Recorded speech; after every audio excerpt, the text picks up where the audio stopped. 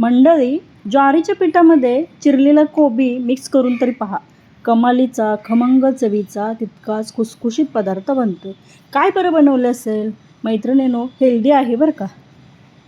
1 वाटी ज्वारीचं पीठ असेल तर 1 वाटी चिरलेला कोबी घ्यायचा. इथे मी 2 वाट्या ज्वारीचं पीठ घेतलं आहे म्हणून 2 वाट्या चिरलेला कोबी घेणार आहे. आणि कोबी हा चिरूनच घ्यायचा आहे आणि किसून घेण्याऐवजी चिरून घ्यायचा. त्यामुळे त्याचा चव जी आहे ती आणखी भन्नाट लागते. आता काय बरं बनवलं असेल ते पाहण्यासाठी व्हिडिओ जो आहे तो स्किप न करता नक्की पहा. 2 वाट्या ज्वारीचं पीठ घेतलं, त्यामध्ये साधारणतः 2 वाट्या बारीक चिरलेला कोबी घातला. सकाळची घाई गडबड आणि मुलांचा डब्बा, त्यासाठी हा पौष्टिक पदार्थ खरंच अगदी झटपट होणारा असा पदार्थ आहे. भरपूर अशी कोथिंबीर घालायची. 2 मोठे चमचे डाळीचं पीठ म्हणजेच बेसन इथे वापरलेलं आहे.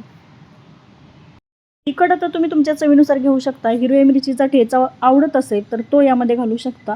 मुलं हिरव्या मिरचीचा ठेचा जर घालून पदार्थ बनवला तर खात नाहीत, त्याऐवजी मी इथे कांदा लसूण मसाला वापरते. 1 चमचा लाल तिखट म्हणजेच कांदा लसूण मसाला वापरला. चवीनुसार मीठ घालायचं आहे. आता जे आवडतात ते मसाल्याच्या डब्यातले मसाले. 1 चमचा धनेपूड घालायचे आहे, 1 चमचा जिरेपूड घालायचे, थोडासा हिंग घालायचा, थोडासा ओवा, जिरे थोडेसे त्यामध्ये घालायचे. आवडत असतील तर तीळ त्यामध्ये थोडेसे ॲड करा. 4-5 लसणाच्या पाकळ्या मोठ्या कुटून त्यामध्ये घालायच्या. लसूण इथे मी घातलेला नाही, परंतु तुम्ही लसूण त्यामध्ये थोडासा घाला. कोबी असल्यामुळे कांदा स्किप केलेला आहे. थोडासा हिंग घालायचा, त्यामुळे काय होतं, स्वाद खूप छान असा येतो. हा पदार्थ थोडासा हेल्दी बनवायचा होता, त्यामुळे 2 चमचे यामध्ये ओट्स घातलेले आहेत. ओट्स म्हणजे मिक्सरला न फिरवता जसे होते तसे त्यामध्ये घातलेले आहेत. ओट्स जर वापरायचे नसतील तरी तुम्ही स्किप करू शकता. आता हे सर्व एकत्रित छान असं मिक्स करून घ्यायचं. गरजेनुसार पाणी घालायचं, पीठ भिजवून घ्यायचं. पीठ आपण थालीपीठासाठी जसं भिजवून घेतो तसं भिजवून घ्यायचं आहे.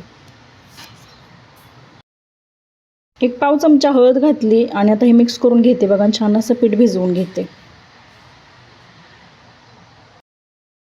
ही रेसिपी कधी ट्राय केली नसेल ना तर नक्की करा. आपण यामध्ये गव्हाचं पीठ अजिबात वापरलेलं नाही. ज्वारीच्या पिठापासून हेल्दी रेसिपी बनवतोय आणि चवीला छान लागतात. भरपूर असं कोबी घातल्यामुळे तितकाच कमालीचा असा खुसखुशीत पदार्थ बनतो. थोडं थोडं पाणी घालून पीठ भिजवून घेते.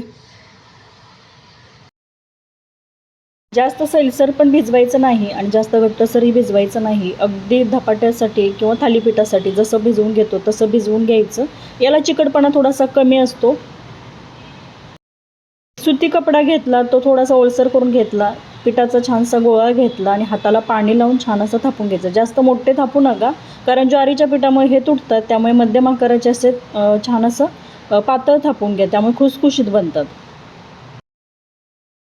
पाण्याचा हात घेतला की एकसारखं पीठ छान असं सर्व बाजूने पसरून घेता येतं आणि जिकडे तुम्हाला जाड वाटत असेल तिकडे अशा हलक्या हाताने छान असं पसरून घ्यायचं. माझ्या मुलाला यामध्ये पनीर खायचं होतं म्हणून पनीरवरून थोडंसं किसून घातलेलं आहे. तुम्ही स्किप केलं तरी चालेल मैत्रिणींनो. मी एकाच थालीपीठावरती थोडंसं पनीर किसून घातलेलं आहे आणि दुसरे राहिलेले थालीपीठ तशीच बनवून घेतलेले आहेत. मुलांना थोडंसं वेगळं असं टेस्टी लागलं तर मुलं कसं टिफिन संपवतात आणि हे मुलाची फरमाईश होती म्हणून थोडंसं पनीर किसून यावरती घातलं. तवा गरम करण्यासाठी ठेवला. थोडंसं तूप लावून घेते. तव्याला छान असं तेल किंवा तूप वापरू शकता. अशा पद्धतीने तव्याला थोडंसं तूप लावून घेतलं.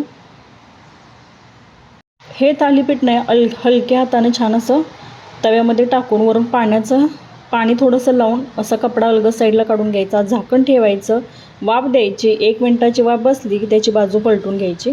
आता यावरती थोडंसं छान दिसावं म्हणूनच पनीर घातलेलं आहे आणि पनीरची चव जर लागली तर मुलं कसं टिफिन संपवतात म्हणून थोडंसं पनीर किसलेलं आहे. नाही किसून घातलं तरी चालेल. झाकण काढलं, वरून थोडंसं तूप सोडलं आणि एक बाजू पलटून दुसऱ्या बाजूने छान असं हे थालीपीठ शेकून घेतलेलं आहे. आता सुरुवातीलाच पहिल्यांदाच बनवत होती त्यामुळे तव्याला थोडंसं चिकटलेलं आहे, पण राहिलेले जे थालीपीठ छान असे खरपूस खमंग चवीचे झालेले आहेत. दुसरं थालीपीठ असंच बनवून घेतलं आणि तव्यावरती अशा पद्धतीने टाकलं. थोडासा पाण्याचा हपका दिला आणि कपडा अलगद साईडला केलेला आहे. यावरती झाकण ठेवून छान अशी वाफ द्यायची. अगदी 1 मिनिटाची वाफ बसली की त्याची बाजू पलटून घ्यायची. मैत्रिणींनो, छान असे चवीला हे थालीपीठ लागतात. झाकण काढते आणि वरून थोडंसं तेल किंवा तूप सोडून दोन्ही बाजूने खरपूस भाजून घेते. इथे थोडंसं पहिल्या थालीपीठाला थोडंसं तूप लावलेलं, इथे तेल लावलेलं आहे. एका बाजून थोडंसं वाफ बसली नव्हती त्यामुळे झाकण ठेवलं बघा.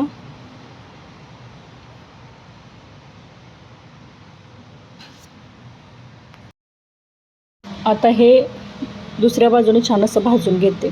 पहिलं थालीपीठ ज्यावेळी उलटत होती ना त्यावेळी थोडंसं तव्याला चिकटत होतं आणि आता बघा छान असं थालीपीठ झालेलं आहे. रंग जितका सुरेख आहे ना तितकंच ते चवीला खूप छान लागतं. दोन्ही बाजूनी छान अलटीपलटी करत खरपूस होईपर्यंत भाजून घ्यायचं आहे. वरून थोडंसं तेल किंवा तूप लावून ना छान असं खरपूस असं भाजून घ्या. हे धपाटे जे आहेत म्हणजे थालीपीठ जे आहे ते तुम्ही दह्यासोबत खाऊ शकता, एखाद्या भाजीसोबत, किंवा मुलं असंही आवडीने खातात. चवीला छान लागतं. लो मिडियम फ्लेमवरती छान असं हे भाजून घ्यायचं आणि भाजल्यानंतर एका प्लेटमध्ये काढून घेते. दोन्ही बाजूने छान असं भाजलं की एका प्लेटमध्ये काढते. मैत्रिणींनो, हा व्हिडिओ कसा वाटला मला कमेंट करून नक्की सांगा. तुम्ही जर चॅनेलवरती नवीन असाल तर अशाच नवनवीन हेल्दी रेसिपीसाठी किचन क्वीन रेसिपीज या चॅनेलला नक्की सबस्क्राईब करा. हे सकाळी नाश्त्यासाठी बनवू शकता, मुलांच्या डब्यात देण्यासाठी बनवू शकता. मैत्रिणींनो, झटपट होणारी अशी रेसिपी आहे. नेहमीच ते पदार्थ बनवले की मुलं कंटाळा करतात किंवा टिफिन तसाच पाठीमागं आणतात. चपाती भाजीला तर मुलं कंटाळतातच. असे वेगवेगळे रेसिपी मी ट्राय करते आणि माझ्या चॅनलवर खूप सारे असे हेल्दी रेसिपी आहेत. तुम्ही जर नवीनच हा व्हिडिओ पाहत असाल तर हा शेअर करा, कमेंट करा आणि चॅनलवरती नवीन असाल तर सबस्क्राईब नक्की करा. व्हिडिओ पाहिल्याबद्दल धन्यवाद.